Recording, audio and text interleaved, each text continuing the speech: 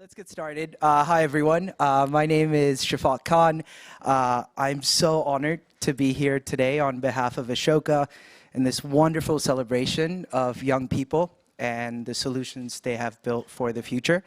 Can we get a round of applause for all the nominees? I hope I see some nervous. Yeah, hopefully the award ceremonies go well. For anyone who doesn't know about Ashoka, we're the first and largest network of social entrepreneurs and changemakers around the world. I feel so privileged to be part of that community because every day I get to interact with some of the most amazing stories of change, and we're about to hear from one such story. We at Ashoka believe in the foundational power that story and storytelling has in making sense, really, of the systems that we are all a part of and the social movements that are all around us. So we're going to, over the next 20 minutes or so, we'll try to unravel what that means. How can storytelling accelerate systemic change that is very needed in everywhere around us and around the world? I'm delighted to be joined by Amani Simpson, who is an award-winning filmmaker and an entrepreneur. I'll let Amani introduce himself in just a bit. Before we do that, though, we just wanted to get a pulse check of the room, and we've kind of a small question for everyone. So I'm going to look at tech over there to see if this is possible. Everyone hold your breath. Oh, yeah, there it is. Okay, so we have a simple question for everyone. What motivates you to share your own personal story? So if you can bring out your phones. I know everyone's got their phones, please. I'll move out of the way. But you can scan the QR code, and it'll take you to a Mentimeter, and you can answer this. And while we're in this session, we'll refer back to it during our discussion. But we just wanted to sense what the energy is in the room. Okay, so without further ado, Amani, thanks so much for joining us. Do you want to take a seat? Thank you. Okay. Hey, everyone. Can you hear me okay? I suddenly realized I was standing on the stage and you were doing the intro. I think I was told to sit at the front, so that was... No worries. Amani, do you want to just start by sharing a little bit about your journey with us, and then we'll dive into storytelling after that? Yeah, of course. So hey, everyone. My name is Amani Simpson, as I was introduced. I am a youth coach, I'm a filmmaker, and I'm a campaigner. I love working with young people. I guess I would have been categorized as an at-risk young person, even though I'm from a really loving home, really nurturing environment. I got bullied in school, and that essentially took me down a path of trying to fit in. Unfortunately, I got expelled from 2 schools, left school with basically no GCSEs, got groomed to county lines, and I got stabbed 7 times when I was 21. So I'm very grateful to be here, very blessed that I'm telling you my story, that this isn't someone else sitting here on behalf of my foundation or anything like that. I spend all my days now trying to help young people not go down that path. Trying to make my parents proud for the rest of their life instead of having to pick me up from police stations and stuff like that. And yeah, I get to work on some really cool projects, short films, youth programs, high profile things with like the Mayor of London, Anthony Joshua, Goldman Sachs. Yeah, just things that basically try and move the needle for those that are usually underrepresented in spaces like this and in other workplaces. So yeah, in a nutshell, I think. That's awesome. Yeah. Thank you so much, Amani. And yeah, let's just start off with kind of this idea of storytelling having power and stories having power, right? So given your own experience and your own story, I'd love to understand, kind of in your experience, what are the key elements of a powerful story that can actually catalyze systemic change?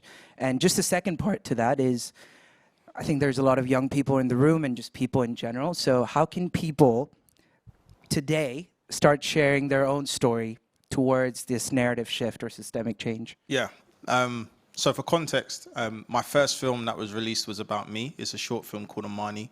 It was on YouTube, or it is on YouTube, shall I say, and it stars a Hollywood actor called Javan Wade, who was in loads of different things and now lives in America and does really, really well for himself. It was released at the start of 2019, and it did 1 million views in 4 days. Went viral, and it's had just over 4 million views now. As I said, kind of sharing a bit about my journey. And so what I would say is that, number one, if you don't have to tell your story publicly, don't do it, because it absorbs a lot of attention very, very quickly. Lots of opportunities present themselves, and if you're a little bit more introverted like I am, it can be a lot for you, right? But that being said, I think it is important that if you do have a powerful story, I always say that you go through things for other people. And as long as that you are in a good place to share that, whether that's you've done your own healing, I think it's really powerful to use your story, because that lived experience is unique. And that's the thing that kind of opens doors for you and enables you to kind of give hope to other people. First part of the question again, remind me. So how important is storytelling in terms of kind of how do we use our own stories to catalyze systemic change? So I guess in relation to that, I had no idea that storytelling could be so powerful. I had no idea that you could create a film on, kind of a crowd-funded budget, and put it on the internet, and suddenly millions of people would watch it, and you kind of be noticed off the back of that. But what I will say is ultimately, there was a message attached to it. It was about trying to give hope to a generation that was just having all of these different narratives about knife crime and about their options and what could happen if you were from a particular background. And so for me, being able to measure that is really, really important. Being able to say, okay, like, yes, okay, it's got X amount of views, but where is it being used? And when you do meet a young person, what are the pathways that are being provided to them once they kind of have that moment of reflection? So I think, storytelling is a great way to get into a room and to inspire people and to make people kind of visualize it there and then kind of, as long as you've got like aftercare, it's a great conduit. No pun intended. It's a great conduit for. Great plug. Yeah. That's a great plug. I didn't even plan that as well. That was. Just to build off of that, I think one of the things that is so powerful about story and storytelling is this idea that there are multiple stories that make up a single narrative. So I'd be really curious to explore collaboration in this space. So how important do you think collaboration is in storytelling? And in your work and in your experience, how do you approach kind of using different voices towards a single narrative? Yeah, so my most recent film I released last year is called Save Me. It's a safeguarding movie about exploitation from the eyes of a young person. And when I was commissioned to make that by the local authority, I could have just written it as a storyteller, right? But I thought ultimately we want to give young people the opportunity for their stories to be platformed. So I spent a lot of time in the youth club that I used to volunteer at and did quite a few focus groups. And I think the honesty of what the young people shared is the reason why I think the film feels really authentic and feels like it's not just an adult talking on behalf of young people. And I know lots of times what can happen is that you can say, we'll do a focus group and thanks guys, see you later, we've got your ideas, we're gonna go and run with it. But I think it's an ongoing process. And even up to the kind of last draft of the script, I was still going back and saying, do you feel like this is authentically how you would handle that? Do you feel like this is the right way, for this character to speak? And finally, actually, it challenged me as well. I think collaboration is really about challenge as well, because the main character is a young woman, and I'm obviously not a young woman. And so I was writing from the perspective that I didn't have any experience of. And actually, the original ending of the film was from my perspective of what I thought that the character needed, or how I wanted it to end.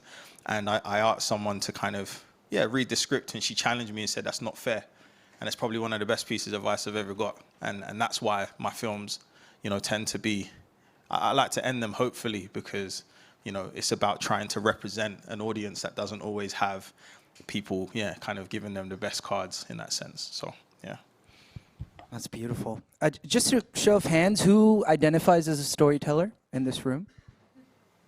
Okay, hopefully we'll change some minds after that.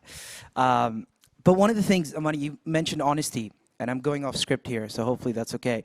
How do you cultivate that honesty with the stories you're trying to tell? Is there a method to the madness? Is it just being you? What would you say? I think it's vulnerability. I think it's the story kind of teaching you. So I think because I'm talking about, like in my last film, I'm talking about exploitation and to a certain, really challenging situations. I was very conscious of trying to empathize and trying to make sure I have enough people around me in the writer's room and in the process that can keep me grounded. And so not trying to just make what the client wants. Like ultimately, there's someone that's going to watch it and be like, oh my gosh, that's my story, or I feel very related, like I can relate to this. And I have a responsibility to them. It's not just about the commission in that sense. And so, yeah, I think it's that vulnerability in the process and constantly trying to learn and constantly being open to challenge and adapting, and that the story has to be true. You know, I like saying I make soul movies. It has to move your soul, right? Yeah. That's beautiful. We will have a minute or two for Q&As, so just, start thinking if you have a question for us. Next question from my side is, who inspires you? Who's a storyteller or a narrative expert that keeps you going, inspires you, motivates you? I would say someone that I probably have come to know more of recently, the last few years, is Ken Loach. Yeah? Ken Loach, yeah? Any shouts? Any shouts? No? Yeah?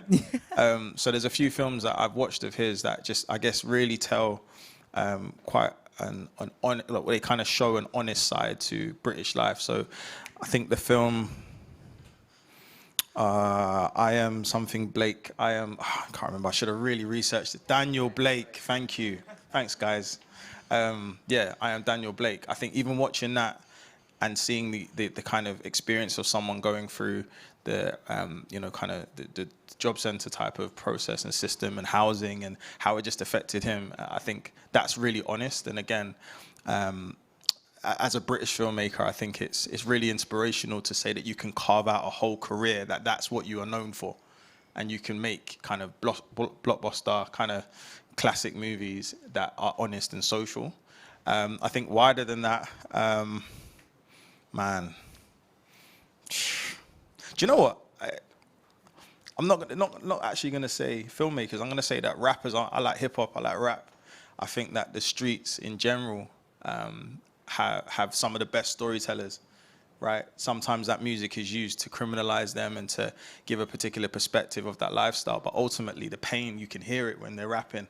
They wish there was another option. They wish that there was something else. They wish that they could do something else other than violence. So I think for me, I'm really inspired when I hear that, because as long as that can be channeled into something positive, I think that they're telling their truth, right? And yeah, that's kind of my view. That's beautiful. Yeah, the kind of importance of art and the creative sector in this is so vital. Just checking in, can we put the results of the poll? Just to see. Okay, thanks for playing along, guys.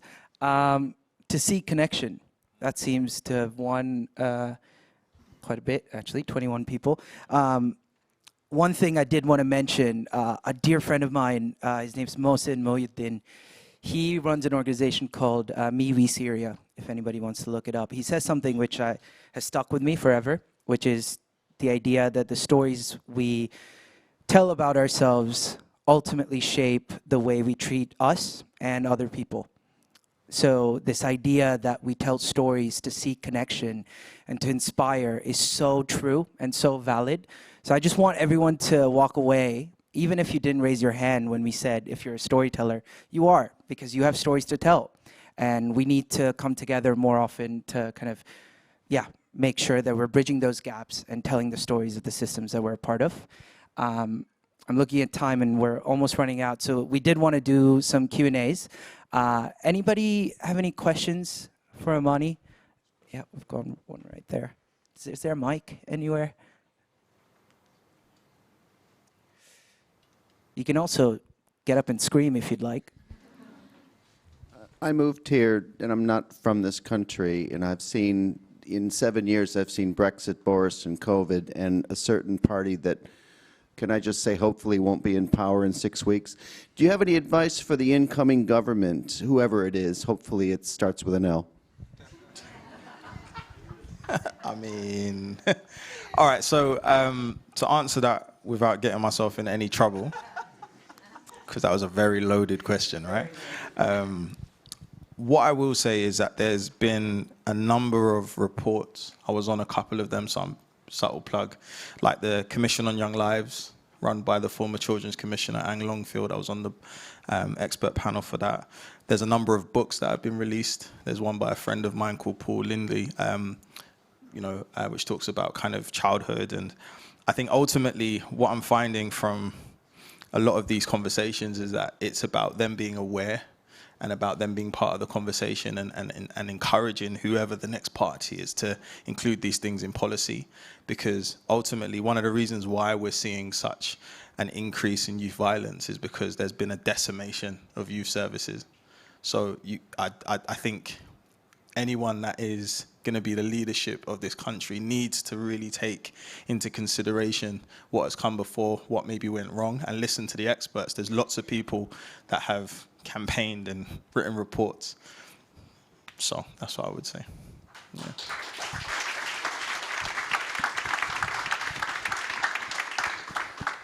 Any other questions? I can't really see. Hi, I'm looking at starting a podcast at the moment to highlight the stories and kind of untapped potential of the refugees that my organisation supports. Do you have any recommendations on how to actually encourage other people to share their stories in a really authentic way? When you say other people, do you mean that those that have been through the kind of migration in that sense and come to the country? Yeah, exactly. I think it has to be... The word safe space is really overused, but I think you really need to create a space where, because they're opening up. So when, for example, when I first started telling my story, everyone used to label me as the knife crime guy, the guy that got stabbed 7 times. They'd introduce me as, oh my gosh, you see the scar, like he's been stabbed, right? And I think sometimes we do that because we're so inspired by what this person's overcome, but you don't realize that the person standing there is about to relive trauma. And so I think it's important that that person has the ability to heal before they go public about what it is that they're going to share.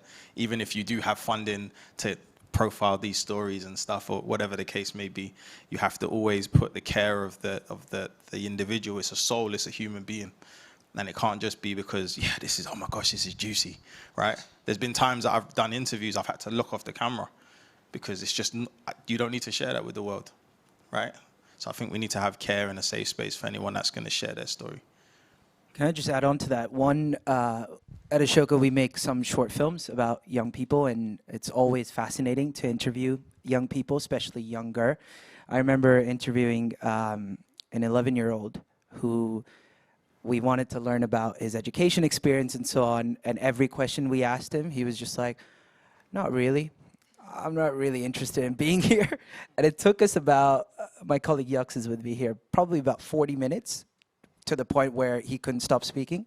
So sometimes time as well, time and space and energy for people to just feel trust as well would be a big thing. Yeah. Just got a minute left. Any last questions before we wrap up? Yeah, go on, squeeze it in. Let's see if we can do both. Nice to meet you. Thank you for your talk. What would you like to do? I mean, what stories would you really like to tackle that you don't think you've been able to do yet? Really good question. My next mission is to create an edutainment platform that's all about hope. So using technology, reaching young people through their phones and giving alternative narratives to what they see on a day-to-day basis. I think a lot of young people grow up and see the same old kind of tropes about what a particular demographic is meant to be doing. And I think the internet has leveled the playing field if it's utilized properly. And so for me, using technology to tell stories is what the next decade and a bit is going to be about. Yeah, all about inspiration. Like, think Pursuit of Happiness, right? That's like, everyone loves that film. If you haven't seen it, go and watch it. But that kind of film where it's, I appreciate your struggle, I appreciate what you've been through, but there's a happy ending, or there's progress at the end. I'd love to do that. Yeah. I think that was one last question if there's time. I'll try my best to answer it quickly. I saw a hand over there. Oh, okay. Oh, yeah. Hey, that's one of the nominees. Well done. Hey. Hello, thank you. So sometimes as social impact entrepreneurs, we are challenging systems. And I just wanted to ask a question on how can you approach striking the right balance when it comes to calling out or storytelling, but also your story involves calling out systems that have been working that are at a disadvantage to you. So you're telling your story. I don't want to say like calling them out, but like it does almost call them out for the way their systems work. So how do you strike the balance so you're not being too controversial, but you are sharing your authentic story? Be careful who funds you. If they fund you, they control the narrative to a certain extent, right? So I've worked on projects where you really want to challenge the person, but they're the one that's giving you the grant or whatever. So I think you've got to be careful. But ultimately, everything's in respect. You're not trying to kind of be a bull in a china shop in that sense. So I think it is about being able to challenge constructively and saying this is where there is room for improvement, right? But ultimately, if they fund you, sometimes they can be a little bit more, we don't know if you want that in there, right? For PR purposes. So just, yeah, if you can find other sources and have partners that are a little bit more bold and, appreciate the vision, I think that's important when you're trying to tell stories. Yeah. Until Nick made, thank you. Yeah, no problem. Okay. Beautiful. It's screaming over here that we're over time, so we have to go. Last rallying call is for anyone in the room who is a funder, who believes in storytelling. Just hear him out. Hear Amani. I didn't ask him to do this, by the way. No, I just want to, Thank you. it's a personal plug. It's so important to support people who are in the front lines of telling these stories, and we need to support each other, and every story is important. So keep telling yours, and excited to celebrate. So I'll see you at the dance floor if there's. Thank you, guys. Okay, thanks, guys.